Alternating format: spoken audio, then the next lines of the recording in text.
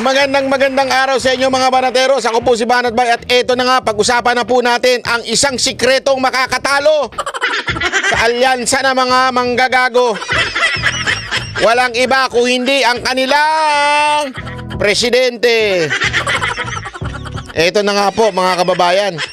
Eto na ho sigurado, eto na siguradong magpapatalo ho dito sa alyansa nitong mga senador na ito. Kasi alam nyo kung bakit, alam nyo yung mga Pilipino. Ito, sasabihin ko lang sa inyo ito Ang mga Pilipino, kaya ho nilang malaman kung ikaw ay totoo o hindi. Alam nila kung nagpe-pretend ka lang. Alam nila kung ikaw ay makatotohanan. Hindi ho yan nabobola, hindi ho yan napapaikot ng mga Pilipino. Kaya nga ho mga kababayan, importante, kaya nga pansinin ninyo, bakit mas pumutok ang social media kesa sa telebisyon?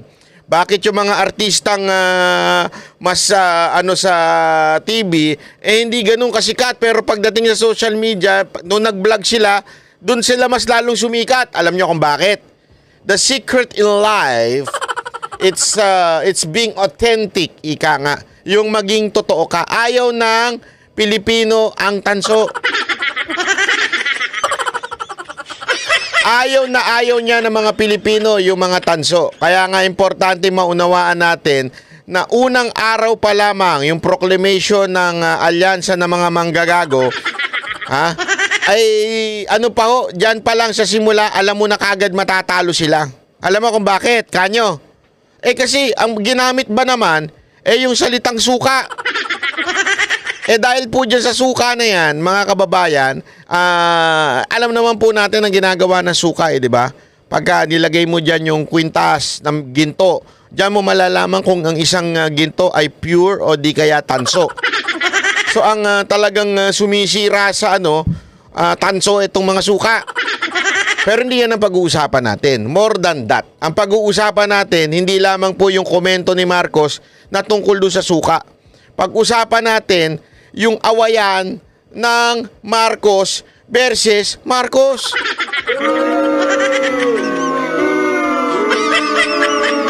Bakit ba? Anong ibig mo sabihin, Banat Bay? Marcos versus Marcos. Hindi ho, alam mo ba kababayan para lang linawin natin, wala hong ibang kalaban si Marcos kung hindi ho yung sarili niya. Hindi ho kalaban ni Marcos sa mga Duterte. Hindi, mali ho kayo dyan. Ang kalaban niya mismo yung kanyang sarili. Paano ko nasabi? Panoorin nyo ito Wala kayong maririnig na masamang balita tungkol dito sa ating mga kandidato. Wala sa kanila ang nagsisip-sip po sa China. What? 1 minute later. Bilateral agreement with China, we must continue to engage China. Anong ibang mga solusyon? Sasabihin natin, yung United States, pumasok uli kayo dito sa Pilipinas, kayo mag-defend sa atin. Hindi na pwede yun. Bro, kita mo na? Pati itong basketball player na to na hindi, totoo. Yan, halimbawa ho niyan. Di ba? Inconsistent, ika nga. So, Marcos versus Marcos ang labanan. Diba? Marcos versus Marcos Sabi niya, wala dito sa mga kandidato na to ang sumisip-sip sa China. Pero nung siya nagsisimula pala yan ang kanyang tono. So dahil sa nilalabanan niya sarili niya, matatalo sila. Tuloy pa natin Tuloy pa natin itong si what you talking about, man? Na pumapalak, yung iba pumapalak pa. Na tuwan-tuwa. Alam mo, hindi ko maintindihan sinasabi mo. Ang gulo mo. Nababasahin mo na, hindi mo mabasa na maayos. Alam mo, doon sa sukatan, doon sa SMNI, alam mo, ako naunawaan ko na mahirap magbasa. Lalo na pag malayo, kasi malayo yung camera, malayo yung teleprompter. Pero pambihira, dyan na lang, nasa tabi mo na, hindi mo pa mabasa. What's wrong, Mr. President? Ano po ba yan? Sobrang liit po ba yan sulat na nakalagay dyan? Sino man ang sumulat yan, laki-laki yan yung sulat, di mabasa ng presidente, baka bagong gising lang to. Dahil may hangover pa.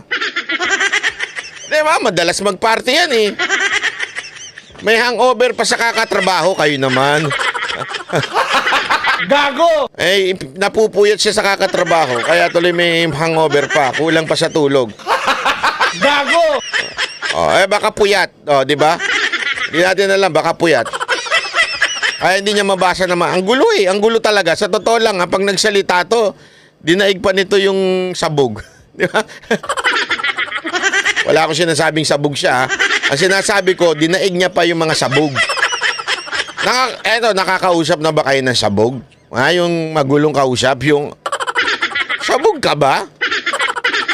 Parang mas magulo pa to sa sabog eh. Hindi ko sinasabing sabog siya, Sinasabi ko lang, mas magulo pa siyang kausap sa sabog. Na pumapalak, yung iba pumapalak pa. Na Anong pumapalak pa? tuwan-tuwa. Na Pumapalakpak, tuwan-tuwa. pagka binobomba po ng tubig ang ating mga Coast Guard, kapag hinaharang ang ating mangingisda at ninanakaw sa kanila ang kanilang huli. Ano? What? What? Ano na naman yan? Si Boss Dada. Ito, dati si Boss Dada to eh. Nung hindi pa siya nakakalonok ng pakwan at saka ng baboy, ganito itsura ni Boss Dada dati. Di ba?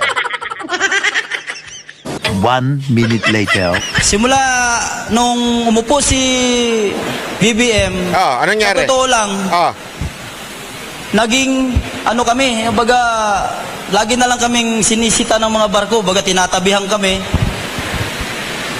Nung nakaupo pa si Tatay Digong, buhay kami, malaya kaming nakakapangisda sa Scalboro. Kita nyo na? Yan yung mga hindi pinapakita ng media eh. Alam mo naman yung mga bayarang media, yung mga puta na media, yung mga puta di iho na media, hindi pinapakita yan. Yung mga pokpok na media, hindi pinapakita yan.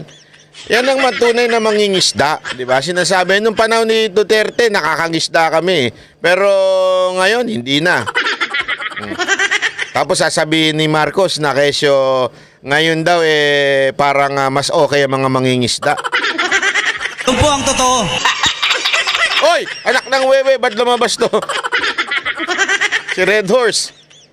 Wala sa kanila ang may bahid ng dugo dahil sa tukhang. Ha? What? What?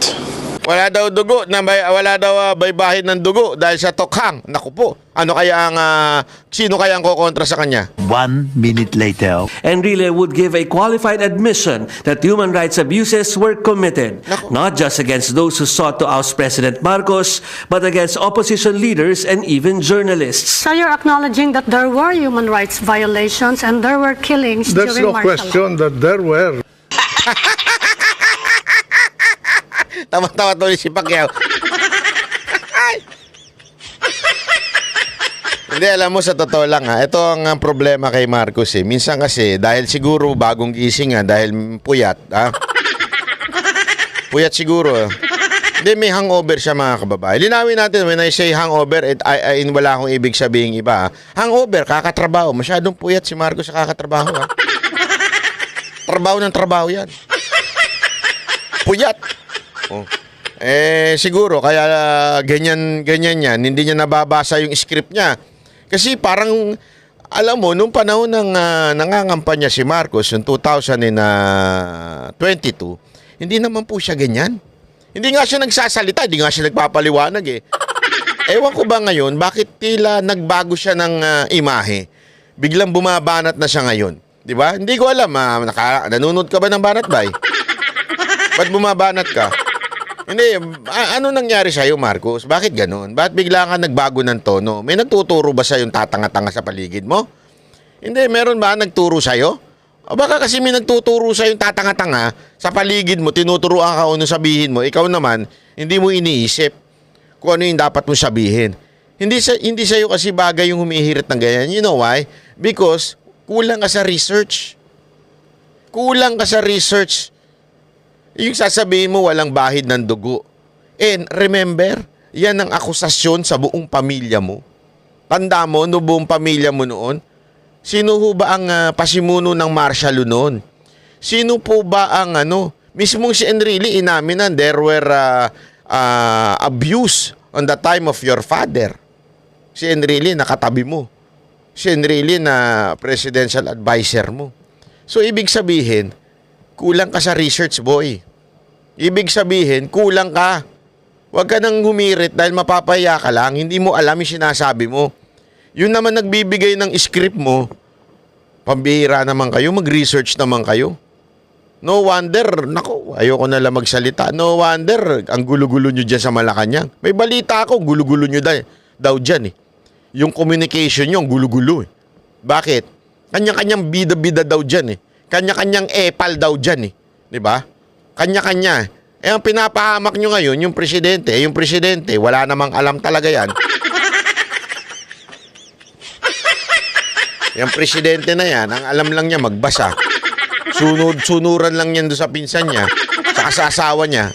O paano mangyayari yan? Kaya nga mga kababayan, di ba, yung una ko palang salbo sa inyo, sinasabi ko na, si Marcos ang magpapatalo sa kandidato niya. Oh, swear. Swear. Si Marcos ang magpapatalo sa kandidato niya. Maniwala kayo sa akin. Pag hindi tumigil yung kakadaldal, matatalo talaga yung mga kandidato niya. Alam mo, dami ko nga may mga kilala ko dyan, di ko na sasabihin ha, pero nandidiri na sa nangyayari. Gusto na umiwas eh. Oh, gusto na umiwas. Di ko na lang papangalanan ha, pero meron akong kakilala dyan. Gusto na umuiwas sa campaign kung saan nandun si Marcos eh. Yung iba ka, umiwas na eh. Di ko na lang sasabihin kung sino ha, pero ganyan po, ganyan na po nangyayari dyan sa, sa campaign na yan. Kaya masisira ho talaga eh. O hindi pa tapos yan, meron pa. Makakala nun, tapos na kagad yan, meron pa. Ito. At masasabi ko, nabanggit na po natin ng Yolanda. Oh. Alam niyo po, yan ang record po ni Senator Tolentino sa MMDA. Nung nasa Leyte kami, nasa Tacloban kami, walang dumadating po na tulong. Ang unang dumating na tulong ay galing kay Senator Tolentino Ako po, ng patay tayo MMDA. dyan. Unang dumating na tulong ay galing kay Senator Tolentino. Ako po, patay tayo dyan. Eto, patunay na naman na hindi marunong mag-research to si Marcos. Napuyat na naman siguro siya. Puyat ka ba, sir? Hindi ka ba talaga marunong mag-research? O daldal ka lang ng daldal? O kung sino-sino. Kasi yung barkada mo kasi. Hindi, ako nagtatanong lang ako, sir. Sir, may tanong ako. Yung barkada mo ba sabog? Bakit? Banat ba? Eh kasi parang yung mga napapagkwentuhan nyo, kwentuhan ng mga sabog eh. Kaya ako, di naman ako naniniwala na... Hindi, ito, personal. Di ako naniniwala na sabog ka. Maayos ka naman magsalita dyan. Di ako naniniwala.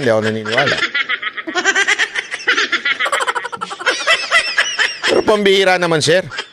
Pakinggan nyo ito. ng MMDA. Totoo ba yan? Tanungin natin mismo ang taga-Tacloban. O sino ba yung taga-Tacloban na? Naku po. Si Tingog. Tingog. Party list. Si President Rodrigo Duterte nga after 2 days naa siya, nagdala siya kay siya pod igkasi nga taga Leyte. So siya ang una nga nitabang sa Siya ang unang naatabang nautabang daw.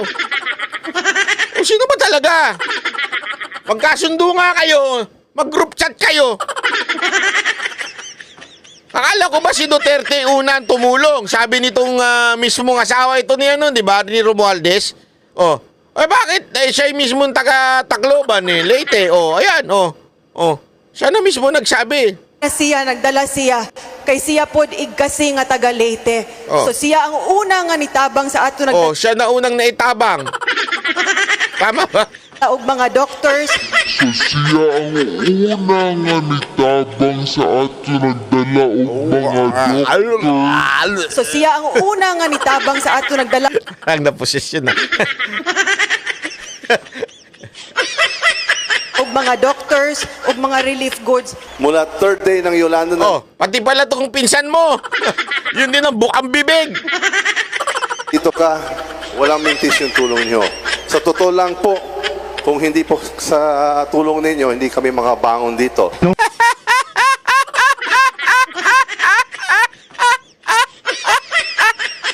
Katawa-tawa talaga itong magpinsan na to. Pinuri niya pa si Bongo noon. Kung hindi dahil sa inyo, eh talaga ang unang tumulong. Kakaya kayo. Kakaya kayo. Kaya baniwala kayo sa hindi. Kayo ba sangayon sa sinasabi ko? Sangayon po ba kayo na magpapatalo dito sa mga senador ni Marcos, walang iba kung hindi si Marcos? Sangayon ba kayo dyan? O ba, syempre, sabi ng iba. Yeah? Nasa Leyte kami, nasa Tacloban kami. Walang dumadating po na tulong. Si President Rodrigo Duterte nga after 2 days naa siya, nagdala siya kay siya pod igkasi nga taga Leyte. So siya ang una nga nitabang sa ato nagdala og mga doctors. Naku po, patay tayo dyan. Buti ka na yun na tong-tong-tong-tong, pakitong-kitong, alimango, sa dagat, ang tanga, itapon. Buti ka makapiright dun, ha? Anyway. Ayun mga kababayan, kaya sinasabi ko sa inyong paulit-ulit. Julitin ko sa inyo. Kaya nga sana, natin yan, ipanalangin natin na laging umattend ng rally si Marcos sa kanyang alyansa ng mga manggagago. Sa kanyang mga senador. Pagpatuloy lang na siya ay umattend, naku, sigurado ako, ang lalabas dyan, 12-0. Favoring PDP. Panira ng Yung una, tungkol doon sa, tawag dito, doon sa suka. Pangalawa, mga inconsistency niya. Grabe talaga yung inconsistency niya. Matapobre ka na. Suka kasi talagang matapobre datingan mo doon. Yung inconsistency mo, ibig sabihin, sinungaling ka. Diba? Ano pa? Yung hindi mo alam yung data, ibig sabihin, wala kang alam. Ba't ka namin boboto? Ba't namin boboto yung kandidato mo pala? Matapobre na kayo. Matapobre kayo. Inconsistent kayo, ibig sabihin mga sinungaling kayo. Tapos pangatlo, yung kayo ay walang alam. Bakit? Di kayo nagre-research eh. So bakit pa namin iboboto ng taong bayan yung senador mo, Mr. Marcos? Aba, may ibig lamang sabihin yan, Mr. Marcos. Ibig lamang sabihin yan na ikaw talaga ang magiging dahilan kung bakit matatalo yung mga kandidato mo. Kung ako sa'yo, ituloy-tuloy mo lang yan, di ba? Gago! Mangampanya ka na mangampanya nang mahirapan si Andrew eh. Gago! Hindi, ako nananawagan ako sa'yo, Andrew eh. Idol kita. Alam mo yan, sinabi ko sa'yo ng personal yan. Idol na idol kita. Sa tingin ko, walang tatalo pagdating sa performance at talino, wais, strategic, everything about sa'yo, Andrew eh. Pero, maawa ka sarili mo, ito'y kalulubog mo. Maniwala ka sa akin, lulubog ka dahil dito kasi lulubog na yung ganyang klaseng mga politiko, yung mga trapo, lulubog na yan eh. Sasama ka dyan. Maniwala ka sa akin, Andrew eh. Sana take my it's not worth it yung budget na binibigay siya. Siyempre may budget siya, mga kababayan. Huwag naman natin sabihin na bayaran siya, ha. Normal lang po na may budget siya kasi po siya po ay artist. Siya po ay entertainer. So, binabayaran lang siya. I understand na may mga entertainer na binabayaran na, para mangampanya. Pero kung ako sa iyo, Andrew, masisira ka. Masisira ka dyan. Promise. Sira ka na nga ngayon dahil sa nangyayaring, kita mo, wala na sumisigaw sa iyo. Ang dami ninyo yan, ha? Ang dami ninyo ng kandidato niyan. Nandiyan pa yung presidente, mantakay mo, walang sumisigaw sa'yo. Doon sa proclamation rally ni Pastor Kibuloy, mag-isa lang siya. Nationwide pa, ha? Tapos lahat sila ganun passionate sa pangangampanya kay Pastor. Tapos ikaw, ilang kandidato mo? Bakit? Kasi wala na eh. Wala na. Yung mga kandidato ni Marcos, lalong-lalo na si Marcos. Wala na mabubudol yan. Mga kababayan, kung kayo magpapabudol pa uli. Ewan ko na lang, ganito na lang kasi mga kababayan eh. Yung mga nanonood sa akin dito ha, kayo hindi kayo maka Duterte, hindi kayo maka eto na lang.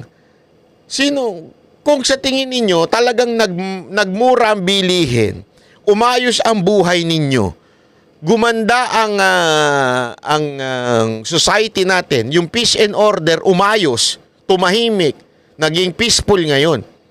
Ako na magsasabi sa inyo, tulad ng sinabi ni Pangulong Duterte, iboto ninyo ang lahat ng senador ni Marcos. Pero, kung kayo ngayon ay mas naghirap, kayo ngayon ay mas nagutom, kayo ngayon ay mas takot dahil alam nyo may krimen na nanggaganap sa ating bayan. Bakit nyo pa iboboto si Marcos at saka, yung kanyang kandidato? O ibig sabihin, nabudol kayo noon nung binoto nyo si Marcos. Budol na budol kayo.